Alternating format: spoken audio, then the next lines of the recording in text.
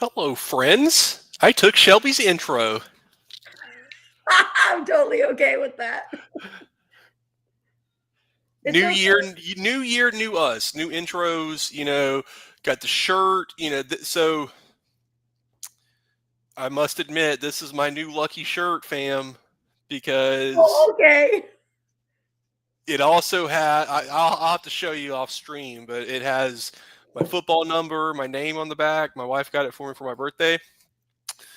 I wore it during the entire national championship run, during March Madness and all that fun stuff.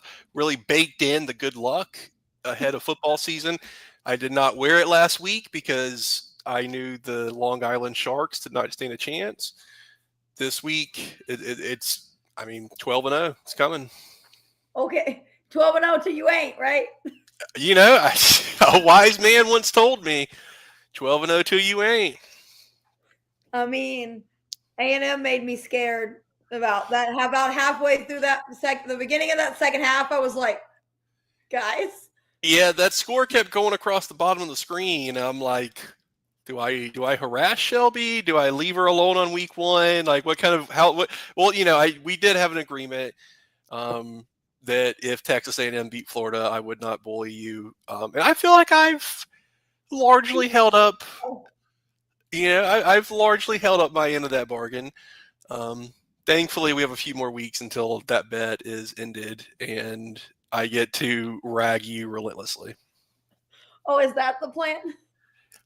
12-0 till we ain't. I mean, I guess. All right, we start at the beginning of week one. We knew Missouri was going to kill Central Arkansas, but I'm not convinced that Missouri is doing anything else. I kind of just want to throw away week one and week zero results. Like, I feel like these are the most overreacted. This is probably the most overreactive I've ever seen college sports, like football media. Oh, yeah. A couple of years ago, when Colorado beat a drastically overrated TCU team, and then, the infamous screenshot that I love to send of where it's like Hard Rock Bets or something, and they're like, how would 2023 Colorado do against 2019 LSU? And it's and then they end up going like 4-8 or something, and it's like, yeah, that may have been an overreaction there, folks. Little bit. Just a little bit. Who knew dropping 70 on some directional Division II school was not an indicator of how your season was going to go? What? Don't tell the Tennessee fans. Speaking of TCU for a minute, outside the SEC. Did I freeze or did you freeze, Shelby? Am I frozen?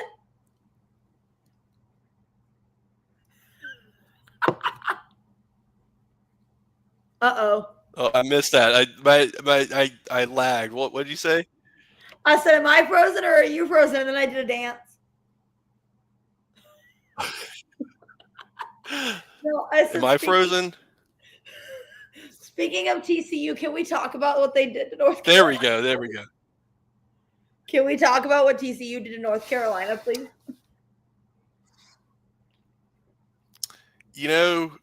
I am a big fan of Schadenfreude, and especially when it comes to sports. I'm a big hate watcher, and after hearing about how great North Carolina was going to be, and then we had two guys leave in spring camp then they transferred to North Carolina, certainly wishing the worst for them the entire season. I can't say I hate North Carolina because that's where Max Johnson is. Though, poor thing needs to get a new job. But I learned on Saturday, on whatever day that game was played, that apparently when Max broke his leg last year, he almost lost it. Yeah, I heard them say that. It was yeah, it's crazy. Some of these leg injuries, like, Alex Smith. I don't know if you've ever seen some of the videos and stuff that one's pretty gnarly. And he came back from it, and his leg, I couldn't imagine the pain that he went through to try and get back to playing football. So I'm a big lefty. I love lefty quarterbacks. I'm a lefty myself. I'm always going to be rooting. I watched Brad Johnson win the Bucks a Super Bowl. That was like one of my seminal young man sports moments, was watching Brad Johnson lead the Bucks. It's still hard to really care that much about him though, since he went to FSU. And Max Johnson, he has that seminal lineage Fair. that makes it, a little detracting. But I'm rooting for the kid. He's had a hell of a journey from LSU to Texas A&M to, he shredded us too, man. When he was at LSU, I think that's like the only game that he really played a lot of at LSU, or maybe he got injured at the end of the year or something. But yeah, he came in and just killed us, and I'm like, of course, some random ass lefty just comes out like he never played college football before, and then he just shreds Florida, like Marcel Reed did last year. Because they ask LSU about Marcel Reed. Yeah, yep. They love Marcel. He's great. Some of those clips that I saw over the offseason of Marcel Reed trying to complete passes was when I saw those scores ticking through, I was like, I guess he didn't quite figure out how to pass the ball down the field, but he's fast as fuck. So, he gets it done. It's true. Poor thing. He tried. Hey, I mean, that's the meta so far this year, right? FSU with Castellanos, and Auburn with Jackson Arnold with 150 rushing yards or whatever. Eventually, I think these guys are going to have to actually learn how to complete passes, but hey, it worked week 1. I mean, we did the second half after the Big O touchdown run. We did start getting some really good, hello, Rebel, some really good touchdown passes just because they were selling out against the run. So we're like, oh, okay, we'll pass then. That's fine. Y'all aren't that great. Try again. Yeah, yep. I'm so happy to have football back. So I don't really have a whole lot of takeaways from our game. I mean, it was just a complete mismatch from the jump. I think this is their 6th or 7th year with a football team. It's a small private school or it's not that small, but yeah, we just manhandled them. So I don't really put a whole lot of credit or credence into our week 1. But yeah, I'm excited for week 2. What was your favorite part of week 1 and week 0 so far, besides the A&M game? Oh, I don't know if I can even count A&M as my favorite part. That hurts. Speaking of hate watching, yeah. I say that's what we call in the business, Shelby. That's what we call a softball. That's where I threw that one up for you, and here's your chance for a home run. Yeah, I'm not even gonna lie. I fell asleep in the middle of the Ohio State Texas game. I was bored out of my mind. Yeah. And my sister's like, "Are we still watching this? Hello?" Because she's like, "Are you alive?" And I was like, "Oh yeah." Did they win? Did anything happen yet? Like, I think everybody was just so kind of going back to the Max Johnson parallel. Arch Manning, I think that going and overreactions, right? Like, I think he's actually going to be pretty okay. I think the past 5 years, he's been massively overrated and treated as sort of a generational talent. I think he's closer to Bo Nix than he is to Bryce Young. I don't think that, and that's not a bad thing, right? Like, Bo Nix turned into a pretty good quarterback, but the way people talk about Arch Manning, it's like there is no way he was ever going to live up to those expectations. No. And I think playing against Ohio State, that's pretty rough to really start off with, but at some point, man, the dude's got to throw it down the field. Like, I think he completed like one pass that was over 5 yards in the air, or like 0 passes or something like that. Like, you can't. Like DJ Lagway, for example. Obviously, I love my DJ Lagway. As soon as he came in, all that bullshit dinking and dunking that Graham Mertz did and kind of attacking the short side of the field and all these things, all that went out the window because he can sling the ball. And that's what we were told Arch Manning can do. And if you're going to sling the ball, like, throw that shit. Like, throw some posts, throw some fades. Like, what's the point of having this person that gets built up, and then you call plays that put them in positions to fail? I mean, I think that Sark called a terrible offensive game. Like, I think Art struggled, but dude, that was just pitiful, boring offense from both sides. Like, I feel like every big game I watched, I feel like both teams played pretty tight except for the Bama FSU game. And I think FSU played with no concern, right? Like, they were the So, like, what do underdog. we have They had to do? yeah, like they had talked shit all off season. They were 2-10, and they came out, and I feel like they played loose. And Cassianos came out and did his thing. But the LSU Clemson game, I feel like both of those teams played tight. Like, I feel like they both played not to lose instead of one team really taking it and trying to win. The Notre Dame Miami game was the same way. I mean, Mario Cristobal, like, how do you coach for 30 years and you don't understand how to manage the clock? Like, I'm not sure if you saw it, but he forgot that Notre Dame had a timeout left and ran the ball on like 3rd and 2 or something, 3rd and 3, and then got stopped. And Notre Dame, they would have been able to call a timeout and get the ball back, but I think Miami converted that and ended the game.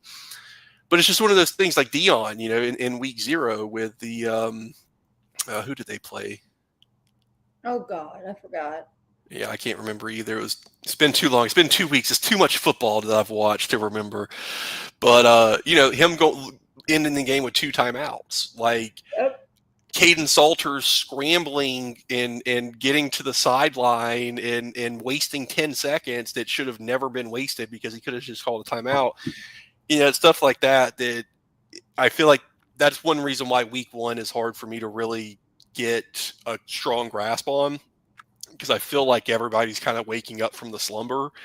And I'm real happy, and I'm sure you're happy too, not to have to start the season against the top 10 or 15 team, because Right. after starting with Utah and then going to Utah and then starting with Miami 3 straight years, I'm happy to start off with a cupcake, man.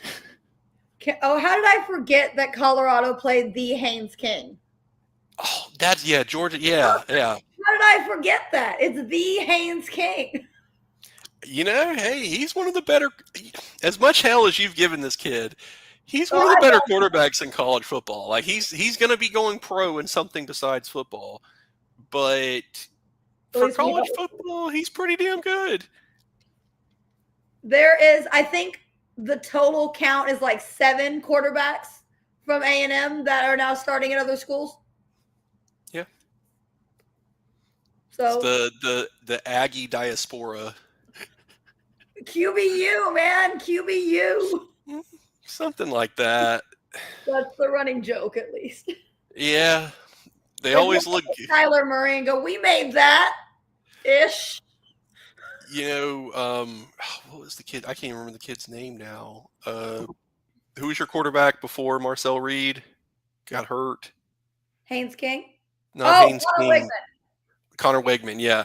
I thought Connor Wigman was going to be a stud, like top 10 NFL pick, like Heisman contender quarterback. Like, excuse me, when I watched his high school tape and he was a really highly recruited guy, I thought, like, I watched it, I'm like, damn, this dude is like, making progressions and like has the arm and all this stuff, and he just never panned out. Like, is there anybody left?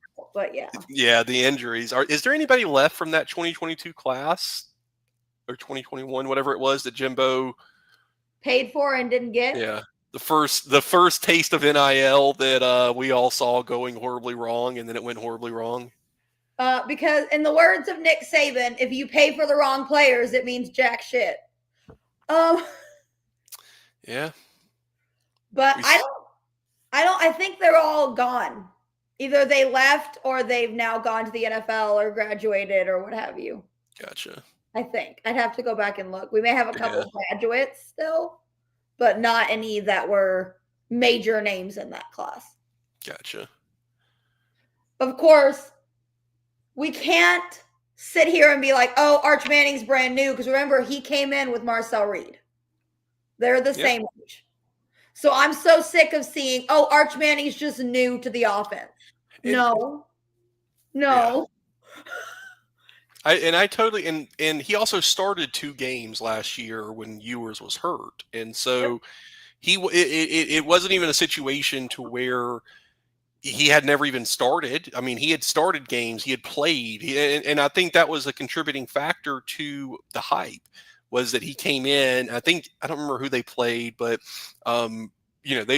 Texas was a very good team last year, and he came in with leads and kind of in garbage time, then started a couple of games against bad teams, and he did well. And then everybody's like, "Oh yeah, this is what's going to happen," and it's like, how can you assess what somebody's going to do against a Texas A&M, against an Alabama, against a Florida, against a whoever, against Ohio State, when your frame of reference is Toledo and dropping Right. 70 on I didn't East Texas A&M. Like I'm confused. I thought Texas A&M was already in East Texas. Like what? Why do we need another east? Is it further east? Like, is it on the border with Louisiana or something? Technically, it was A&M Commerce, and now they call Oh, them gotcha. A&M. I don't know why or where that came from. I don't know. Whatever floats your boat, bro. Yeah, I mean, maybe they just got tired of being associated with the university that has watered down our jalapenos and works with Chinese chemists to develop bioweapons. Okay. I'm just reporting the news here. Like I just report the news. I don't make the rules. I just enforce them. Yeah, exactly. Meanwhile, I'm over here in Florida where I don't even want to. Let's not even open up that can of worms about what our stupid ass state's doing. Not that Texas is much better, but here we are. Under. What's up? I would say, who are we least shocked by? Like, who are you not shocked is bad? It was like, I'm not shocked that Mississippi State is bad. Yeah. It's hard for me to know who's bad because it's like, I think FSU is going to be pretty bad. Like, I think that they will be 8-4 ish, which isn't necessarily bad. Maybe 7-5 ish. I think that Bama is worse than we thought. I think Bama has a culture and toughness problem.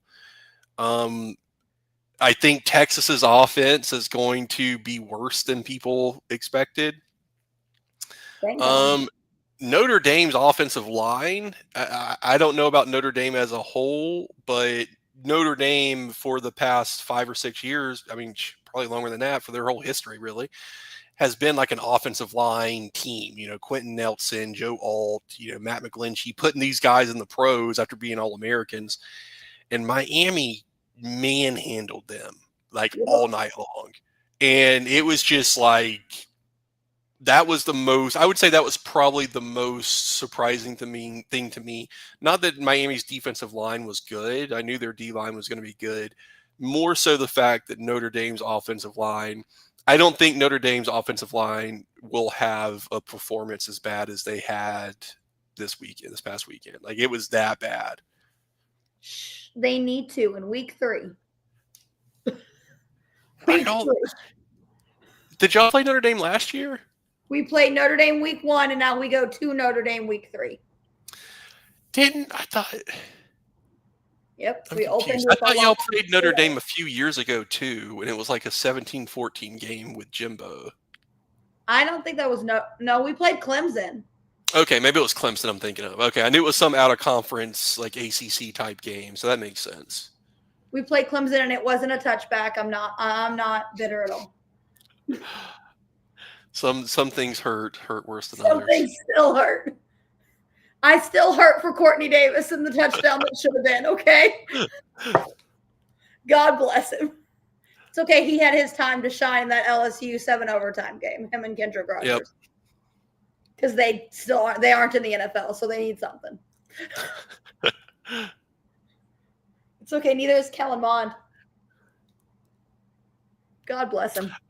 I will say, Boise State looked pretty bad too. Like the playoff teams from last year.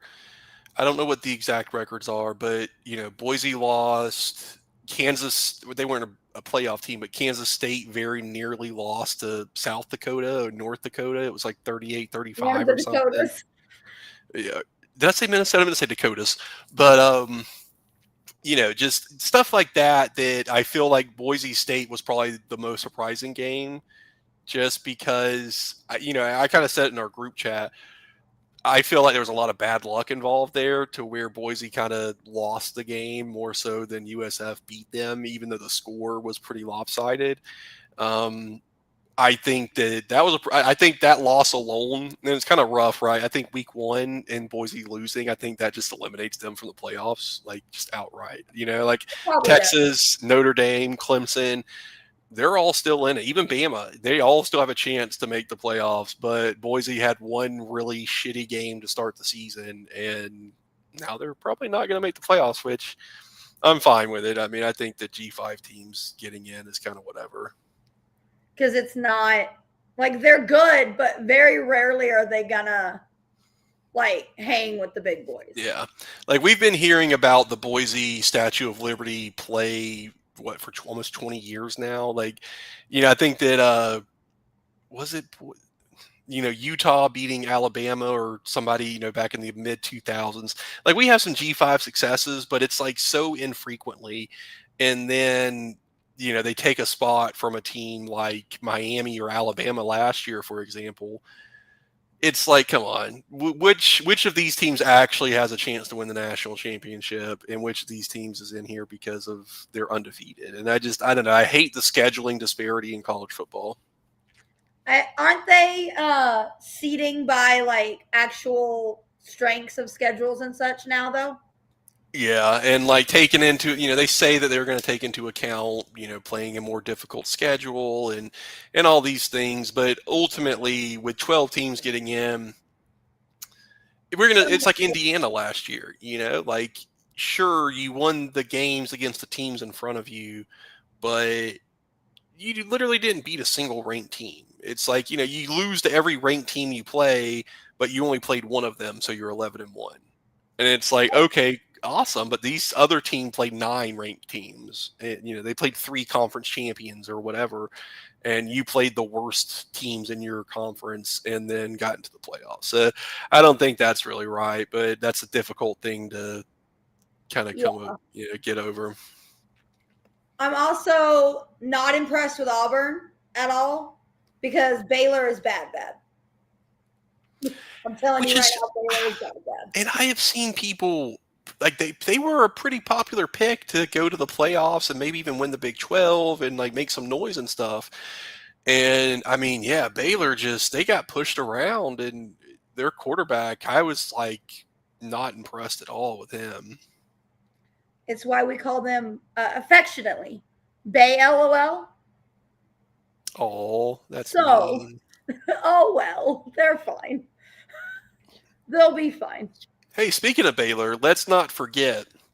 Let me get on my soapbox for just 1 second, and then we'll segue into our week 2 picks. Kendall Briles is working at TCU now. And lest we forget that the Briles family engaged in a long-running and very convoluted endeavor to hide the assaults of the football players against women on Baylor's campus. Yep. And Kendall Briles remains employed despite the fact that he was on that staff and very likely had knowledge of it. So that's the world we live in. Art Briles was almost the offensive coordinator for FSU, or some team almost hired Art Briles, and then everybody lost their mind.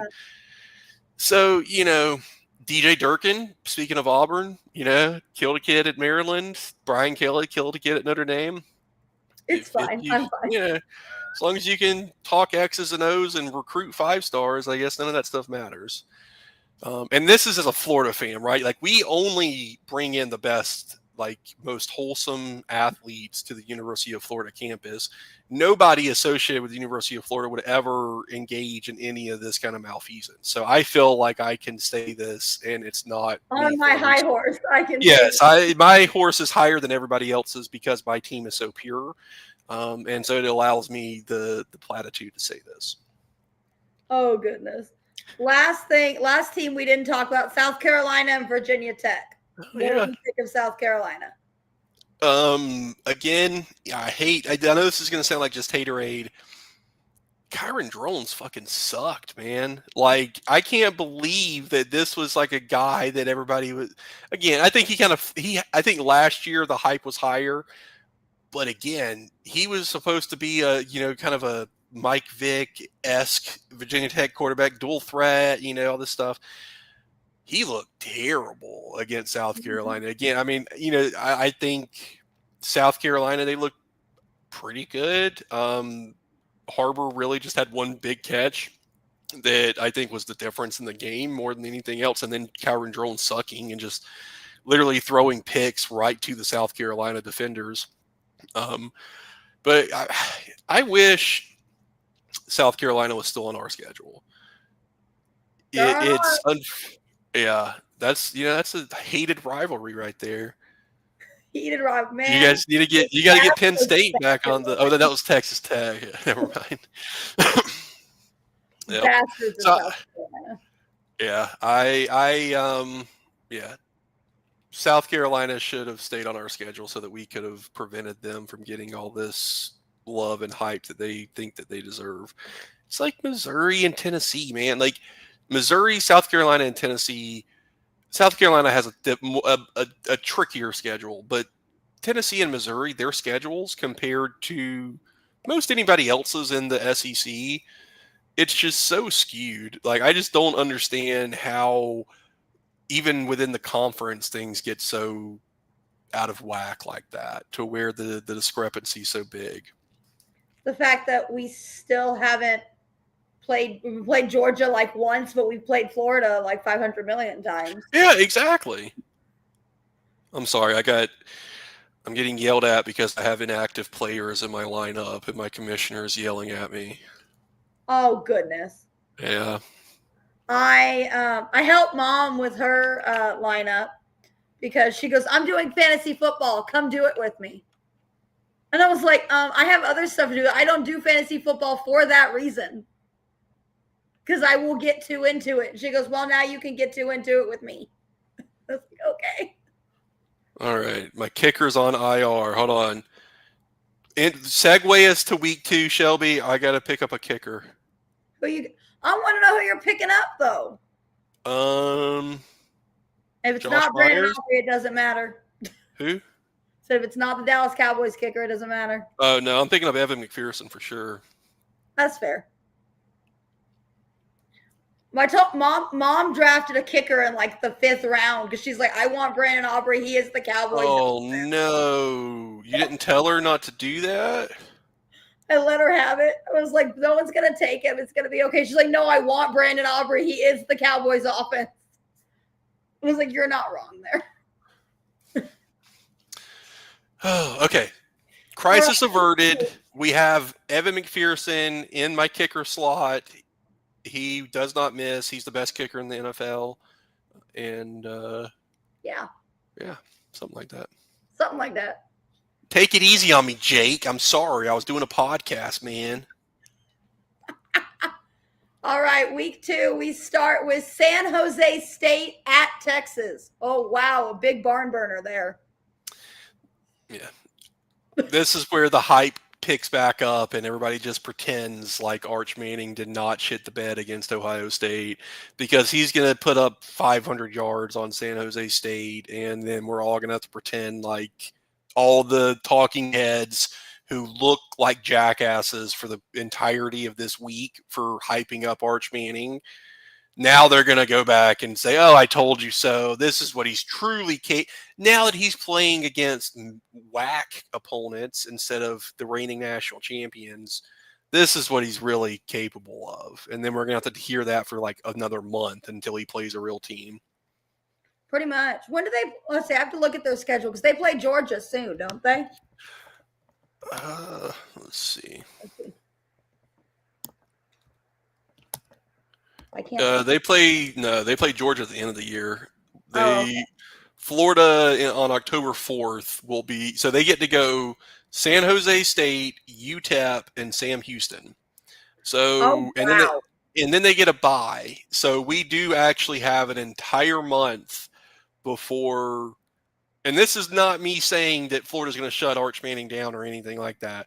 I'm just preparing our, the SEC biased fear for the impending 4 weeks of Arch Manning is the best quarterback in the country.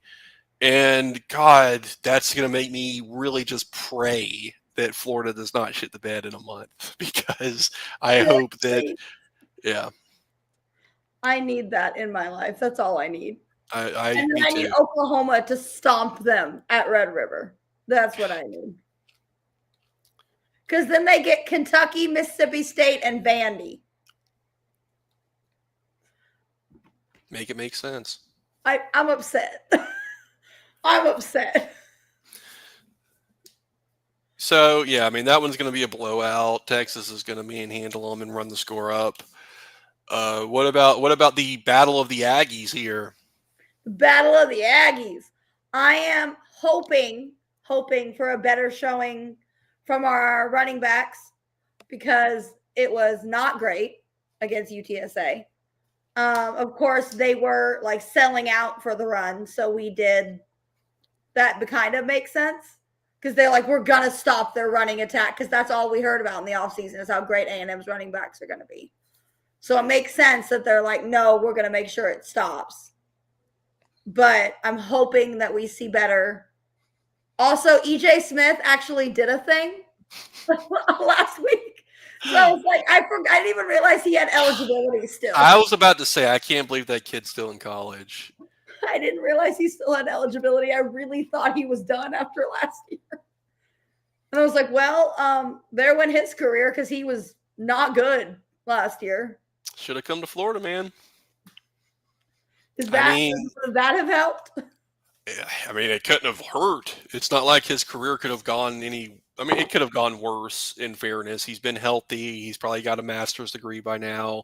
Never done anything wrong. But again, I mean, when you're coming out as the son of Emmitt Smith and a top 200 recruit or whatever he was, and then he went to Stanford first, right? And then he transfers to A&M and all that stuff. I mean, I'm not going to fault the kid for going to Stanford and getting an education. You can't beat that. But, you're not Christian McCaffrey. You should have come to Florida. We would have taken care of you, man. It makes sense. I mean, his sister went to A&M. She played soccer at A&M. So he has family ties here now. But I was shocked when he chose A&M. I really was. I'm not. See, I wasn't. Once he went to Stanford, and then it kind of became clear that he wasn't going to be, he wasn't going to meet that 4-star top 200 son of Emmitt Smith billing. That makes sense to me. I feel like Texas is home for that family now because of all the time Emmitt spent in Dallas, and that's where they live, and they have roots there. And it's been 30 years since Emmitt was at Florida, so it makes sense to me. It would be cool. It would have been cool to have him at least for a final ride, because we have a bunch of legacies on our team, and so we're to me, I like to accumulate legacy player. I like to accumulate. Yeah, Infinity Stones, just the pop them in there to make sure that things are going the way they should be. It's all good. It happens. All right, so yeah, I'm hoping A&M blows Utah State out, because I need that in my life tomorrow morning. 11:45 too. What a weird start time for you guys. I know, but it helps because I have a meeting from 10 to 11, so I'll be ready. On Saturday? It's a virtual meeting, but yeah. Icky. I know. I tutor in the afternoons, and it's the company that I tutor with is we're having a meeting to touch base, and I was like, okay, but I was gonna sleep. Look at you fostering and shaping the future of our country. Here's hoping. I tell you, On a completely different note, my new school, I had to do a like placement test for my kids for math. 3 of my kids are doing 5th grade math. I looked over their shoulder at their placement test because it like levels them and the questions get harder as you get them right. And I was like, what? I don't even know what that is. And he's like, can I have a Miss piece? Shelby, what's a logarithm? He said, can I have a piece of paper? And I said, for what? And I looked and he's got decimals and shit. Oh, And I nice. was like, what is happening? And he goes, I can't. He's like, I can try to do it in my head, but I want to be right. Smart little man. I was like, okay, this is fine. And then his mother asked me if he's behind because he started a week after everybody else. And I'm like, no, he's fine. Not at all. Not at all. But anyway, Austin P in Georgia. That's It's gonna be a slaughter. I'm trying to like get through the slaughter one so we can talk about the ones that are really exciting. ETSU in Tennessee, we don't care. Arkansas State and Arkansas, SC State and South Carolina, Louisiana Tech and LSU. That one actually could be fun. Louisiana Tech can be fun sometimes. Yeah, I think they're not going to be particularly good this year, though. They probably won't be, but you know, a girl can hope. Yeah. Let's see, Ball State and Auburn. Again, I don't know how I feel about Auburn. Auburn's a 42.5 point or favorite in that game, so there's no way. I will be accessing my Hard Rock Bets application after this finishes and hammering that line because there's no way. 42.5 against a D1 opponent for a team that did not really light the world on fire offensively last week. Like, I'm not sure Auburn scores 42 in that game. Like, I don't know how they're going to beat it, but that's my take on that. That's free money right there. Mm-hmm. And then we have UL Monroe and Alabama. Wouldn't it be funny? Man, wouldn't it be funny? Now that would be a way for Kalen DeBoer's head to be firmly placed on the spike. Would be to bring it full circle and lose to UL Monroe. Like, what are you doing? He's already lost to Vandy. Like he's basically just recreating Nick Saban's first year, which every Bama fan was like, nobody cares about that, right? Like nobody thinks about Nick Saban's 6-6 or 7-6 first season, where he lost to UL Monroe and Vandy, because then he won 20 national championships. But Kalen DeBoer, this is year 2, and you have not won shit. So fighting Diego Pavias, man. Man, that would be one. I didn't even think about that dynamic, but man, that would be something else. We're just gonna say a prayer that happens because I need it in my life. That would be incredible. Please, UL Monroe. Please, UL Monroe. He may not make it back to the hotel. He gets tarmacked like Lane Kiffin at USC. Done. We're not playing this game. Who's getting the coach? I don't care. Not you. All right, let's look at the interesting games. Ole Miss and Kentucky. Zach Calzada, man. QBU. I'm shocked as eligibility. Yeah, I don't know. I don't think Kentucky's going to be particularly good. I think Ole Miss is better than they're ranked. I feel like Kentucky I know Mitch is going to love this, but I just feel like Kentucky does weird stuff. Like, I just feel like, they did it to Ole Miss last year. They did it to Georgia last year. Like, they just find a way to just make stuff suck for their opponents. Can't have nice things, neither can you. Yeah. I think if this was in Oxford, I think Ole Miss wins pretty comfortably. I think they still win, but I think it's going to be a pretty close game. Like, I think that Stoops is just going to dial something up that's going to gum up everything Lane Kiffin wants to do. Tell Kentucky that if you break Zachary Calzada just a little bit, he then wakes up and beats Alabama. That's the trick. Glow stick. God bless him. I miss that kid. I do. He was fun. I love that when he graduated, they literally announced the Alabama score as part of his middle name. It said Zachary A&M 41, Alabama 38, Calzada. I was like, yes, yes. So who you got, Ole Miss or Kentucky? I got Ole Miss because I don't bet on Calzada. Oh, bless I him. love him to death, but he seems to do better when I bet against him. That's true. Yeah. Because if I give him belief, that's when he shits all over me. No thanks. No thanks. So I actually saw something. So this will segue into our next game. Texas A&M and Kansas have the same number of 10-win seasons since 2000. Yeah. 2. Does. You guys. Oh, this is a great time to say that Texas lost to Kansas in football twice. Okay, I'm done. Once in Austin. You know those Jayhawks. They come to play. Rock Chalk Jayhawks.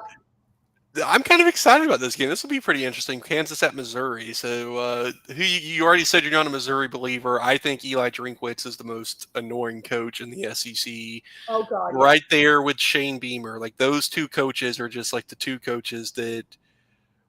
Mark Stoops is the dirtiest coach. Like I think Mark Stoops actively encourages his players to injure other players, which is a shitty thing to do. Drinkwitz and Beamer are just annoying. So I will be rooting for Kansas and Jalen Daniels here. I hope that they break it off in them. Kansas just has, yeah. Is this the rock chalk? Kansas. I don't know how to do it, so I'm just gonna yes, Kansas. I don't know. Go Kansas. Yeah, I'm on board. Line's 5.5. I mean I think Kansas has a chance to win this outright. I don't know. It's they're in the shitty Columbia, so maybe they get a little home cooking. But that's going to be an interesting game. There's a good nice little rivalry. Wait, there's a good Columbia? The one in South America, maybe. I was just checking. But it's spelled different, so they don't get included. You're not included. No, Shane Beamer reminds me a lot of Kevin Sumlin, but no Johnny Manziel. Like the same, I have all the swag, that kind of thing. Yeah. See, my thing is Shane Beamer reminds me of Dabo Swinney because Kevin Sumlin at least was like an offensive coordinator, like in the air raid with Dana Holgorsen and like doing all these cool things. And that's one reason why Johnny was so exciting was he was playing in a cool offense. He never really adapted it. And then you got old crusty ass Jimbo, whose offense was way shittier. But, at least Sumlin had that going for me. Shane Beamer, he's literally been a tight end coach and a special teams coordinator. He's never called an offense or a defense. Is he building a good roster and doing a good job there? Yeah, sure.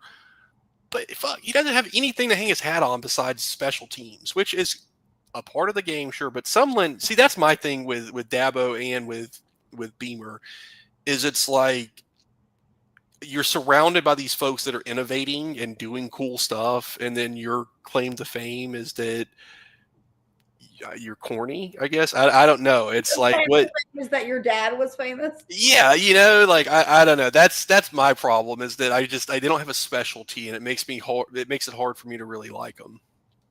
That's fair. I was gonna say something and now I don't remember what it was. It was there, and then you said something else, and my brain went, no. Oh well, it'll come back.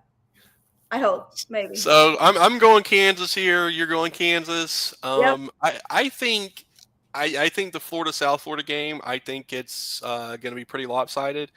The line right now is 18.5. It opened at, I think, 14.5 or 15.5. So it's moving our way. I think that the game against Boise was an aberration. I don't think that was really indicative of anything. But USF has Byron Brown. They run that veer and shoot bullshit offense that Tennessee runs, that if you blink and aren't paying attention for 1 second, somebody's going to run a go route right past you. I think if we can contain the quarterback run and keep stuff in front of us, we win pretty handily. Now I remember what I was going to say, and I believe you also. Speaking of Jimbo Fisher's offense, I saw a meme a couple days ago. You know the meme of like the really fancy car that's in the park, Next to the trailer. Yeah. Someone said, "This is Devon Achane and Jimbo Fisher's offense." Yep. Yep. Isaiah Spiller too. Just all the running backs that we had and everybody that we had in Jimbo Fisher's offense. Like Christ. Every time I see him do good things in Miami, I get sad. Well, I mean, it's hard enough for him to stay on the field, so he's got to stay healthy. So you shouldn't be too sad. That's true. But that also makes me sad though, because I like him. Not enough to like put him on a fantasy team, but I like him. I have him on one of my fantasy teams, so pray for me. Come on, Devon, stay healthy. Do it. It's quick though. Yeah, he is. All right, so we got Arizona State at Mississippi State.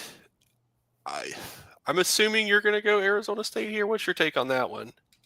I guess I'm not buying into Mississippi State at all. I just don't think that they're good. I saw somebody say that they shouldn't have to play this season because Mike Leach died, and I was like, what? What is that? 2 years ago. What? But, you know. They've already hired and fired a coach since Mike Leach died. Like, did we just close the program down? Like, we're done. I was like, he wasn't even your coach for that long either. Yeah. Like, you can't. If Washington State can't do that, neither can you. Sorry. Yeah. I was like, whatever floats your boat, bro. No, I got Arizona State. Yeah, I think Arizona State wins this one pretty handily. I think the only chance I could see Mississippi State having here would be if they get into like a shootout. Jeff Levy does some cool stuff and scores a bunch of points. Other than that, I don't see a way Mississippi State stops Arizona State. Nope. I don't think Mississippi State has a defense or an offense for that matter. They just put people on the field and hope for the best. Kind of going back to your point about Jimbo, if you look at Mullen when he was at Mississippi State, he recruited players that really Mississippi State never landed, right? Like Jeffrey Simmons, Chris Jones, Willie Gay, like 4- and 5-star guys that almost always left the state previously. But all of those dudes have turned into incredible NFL players and did really do jack shit in college. And to me, in hindsight, it's fun looking back.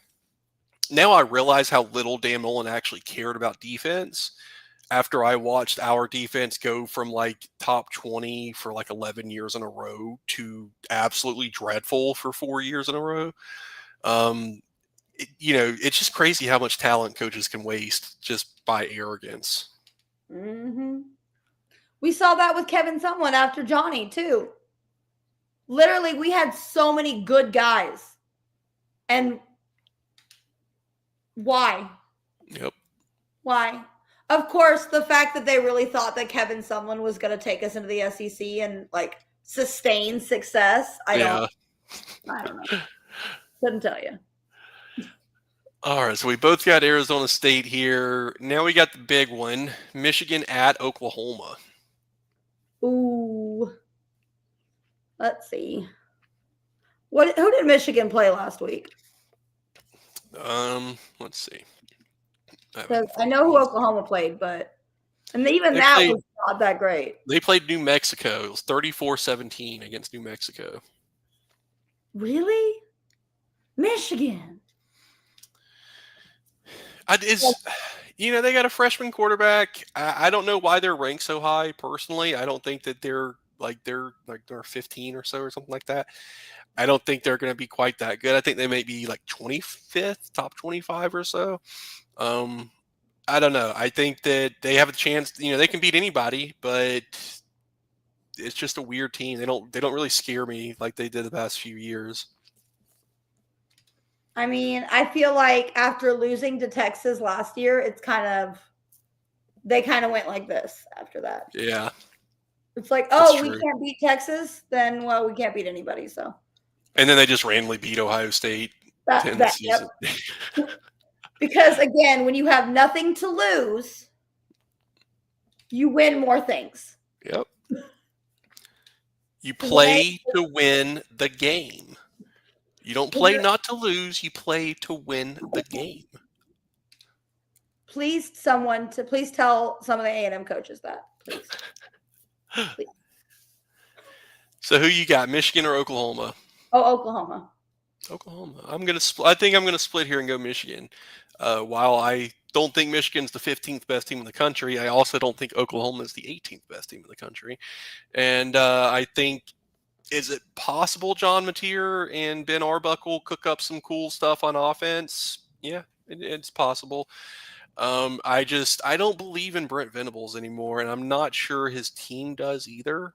Like, they put up 35 points on Illinois State. So it's kind of hard for me to think that, and John Mateer played for Ben Arbuckle at Washington State. Like they came over to Oklahoma together in the offseason. He knows the offense. He knows the play calls. Dude, y'all put up 35 points on Illinois State. Like, I don't know if you're going to score 21 against Michigan. So, I mean, I think that if it gets into that kind of dogfight to where it's a 14-10 type game, which is what we saw a lot of in week 1, I think Michigan can pull that off. So I'm going to go Michigan here. I picked Michigan in one of my A&M friends group chat thing because we do a pick every week. Mm-hmm. So I feel like I should pick Oklahoma here and Michigan there so that I can't lose. Smart. Sometimes, this is why they pay me the big bucks. There you go. No. Teaching does not pay you the big bucks. Don't let anybody tell you. Well, I thought you were talking about our that either, yeah, our sponsorship with the SEC that they pay us $10,000 an episode. But oh man, I forgot about that. You haven't gotten your check yet? Nah, because let me call up Greg and see what happened there. Greg, come on now. All right. Virginia Tech. Our last one. I'm going Virginia Tech here. I think that unless Diego Pavia pulls some cool stuff out of his hat, I think Virginia Tech. I think Drones dials it back in. I think that he plays better, and I think that he's the difference maker. I think that he has the ability, in my mind, to do for Virginia Tech what Pavia did for Vanderbilt. You got to take the good with the bad. I think he put a lot of bad out last week. I think he bounces back this week and they knock off Vanderbilt. I think Diego Pavia used all his magic last year. True. So he may not have any more left. We'll see. That's a good point. Once you show everybody that you're, legit, then teams start saying, hey, we're going to shut this down. I mean, I think the most glaring example I've seen was week 1 to week 2, Anthony Richardson, to where he looked like a possible Heisman contender against Utah and played great against a really good team and a really good defense. And then Mark Stoops the following week said, I am not going to let the one person on their team that's worth a damn beat me, and made Anthony Richardson play the worst game of football that I've ever seen. I remember. Yeah, and I think Pavia is going to deal with a little bit of that, to where you got tape on him now. You know what he's going to look to do. You know his tendencies. And I think some of that magic's going to be gone too. I think Virginia Tech's got this. That, and I don't trust Vanderbilt as far as I could throw. So that's always a good idea. Not very far, because I'm not strong. So you got to keep doing your rock chalk Jayhawk. Is that what it is? We'll call it that. Is that my workout? I don't have muscles. I just you do it. You see, you do it enough times, and you can get semi-defined biceps, Shelby. It's okay. My new roommate that I'm moving in with in October, is a friend of mine. She's like, we're going to work out at this fancy gym that we're going to have. And I was like, you're going to work out. I'm going to watch. Hey, I'm down 31 pounds this year, Shelby. Proud of you. Thank you. Gold star. I'm going to Yeah. get you a smelly sticker. There, and I can scratch it. Exactly. My kids will take it from me. That's also probably true. Yep. Sweet children. All right, my friends, we are on Wednesdays now after this week at about 8:40-ish because I got to get home. But once I'm home, we'll be here, me and Ethan and sometimes Sydney. Because we all miss Sydney, let's be real. Yes, we do. Because she is our mediator. She's also the calm. We're like a yin and yang situation, and then Sydney is just like the black background who just like observes us balancing the universe out, and she's just kind of there. And then when we go too far, she's like, "Whoa, hold up, guys. Hold on, wait a second, guys. Yeah, let's come over here." Yep. She's celebrating somebody's 70th birthday tonight, she said. Yeah. Happy birthday to whoever Sydney's celebrating. Happy birthday. Woo! Bye, friends.